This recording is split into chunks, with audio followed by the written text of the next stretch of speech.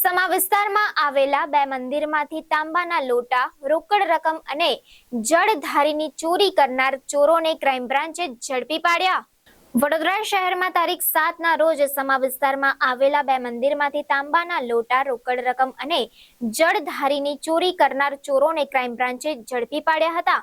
હાથીખાનાથી કારેલીબાગ પાણીની ટાંકી તરફ આવતા તે ચોરો સામે કાયદેસરની કાર્યવાહી હાથ ધરવામાં આવી. તેની પાસેથી જળધારી 3, તાંબાના લોટા 25, રોકડ રકમ અને એક્ટિવા મળીને કુલ 33,000નો મુદ્દામાલ તથા આરોપીઓ પાસેથી પોતાની અંગ જડતી કબજે કરી કાયદેસરની કાર્યવાહી હાથ ધરવામાં આવી તથા તે ચોરોને સમા પોલીસને સોંપવામાં આવ્યા છે.